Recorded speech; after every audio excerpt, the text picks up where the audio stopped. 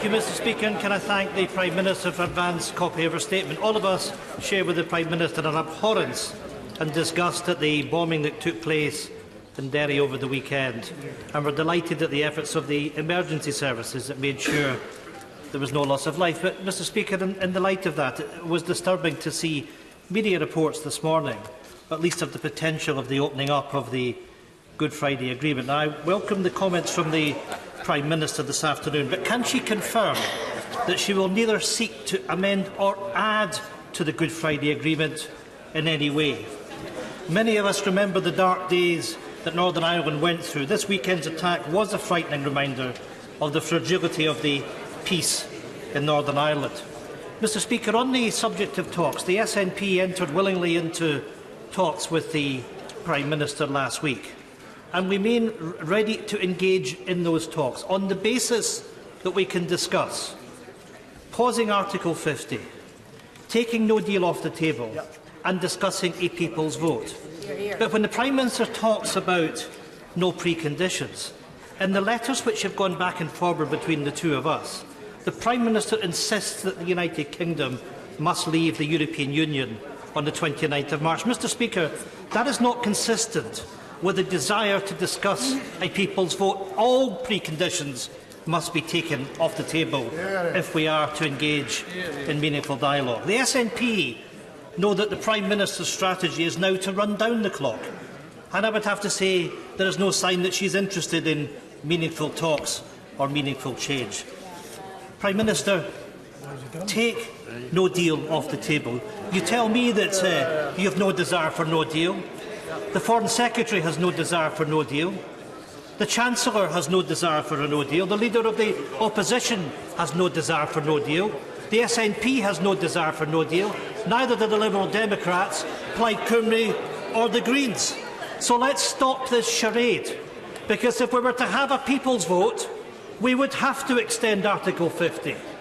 To say that today the only option is to revoke it is not true, although in our case we would welcome that in any case. Mr Speaker, on the basis of the result last week of a defeat of 230 votes, the Prime Minister has not come here with fundamental change. This government is a farce.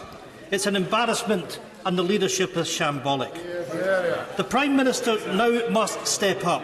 We must extend Article 50 and end this impasse by bringing forward a second EU referendum. Do it for all sorts of reasons, but do it for the EU citizens living in the UK and now facing a registration scheme. Now, I am grateful and I congratulate the Prime Minister that the fees have been waived for EU nationals, a campaign that's been led by the Scottish National Party and our government in Edinburgh.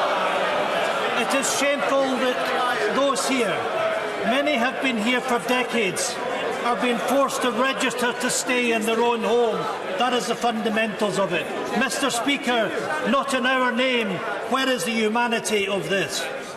Mr Speaker, in Scotland we have another choice. We did not vote for Brexit. We will not be dragged out of Europe by a Tory government we did not vote for.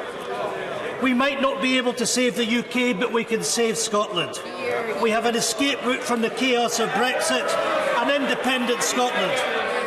Scottish independence will result in our country being a destination in Europe, a country at the heart of Europe, while the rest of the UK turns inwards and isolated from its European neighbours. Mr Speaker, we want no part of it. Prime Minister. Can I say to the right honourable gentleman, he raised a number of issues there. He talked about the issue of the Belfast Agreement. As I said in my statement, this government will not reopen the Belfast Agreement. I've never considered doing that, and I would not do it. So we remain committed to the Belfast Agreement and to maintaining our commitments under the Belfast Agreement. He talked about the question of no deal. He talked about running down the clock. We're not running down the clock. I brought a deal that had been negotiated with the European Union to the House. The House has rejected that. The House has rejected that. But I say once again to the right honourable gentleman, as I did earlier to the Leader of the Opposition and to other members of this House, and it's very simple. You cannot wish away no deal. Either you stay in the European Union or you have a deal. Now, I believe that it is right for us to leave the European Union because that's what people voted for in the referendum in 2016. So if you don't want no deal, if somebody doesn't want no deal, they have to be willing to agree a deal. And the point about sitting down and talking with people across this House is to identify those issues on which it will be possible for us to secure support, to make changes such that we can secure the support around this House. I thank him for his comments about the announcement that we've made today in terms of the fees for the applications for Citizens' Right. I would commend my honourable friends and members for South Leicestershire, Bexhill and Battle, Cheltenham and Ayrshire. But also, this was an issue that was raised by other members across this House. And then finally, I will say to the right honourable gentleman, as I have said before and will continue to say, that for the Scottish National Party to stand up and say that the best economic future for Scotland is to be outside the United Kingdom, is to fly... well, I have to say to every one of those members who is cheering that thought, that is to fly in the face of economic reality, because the reality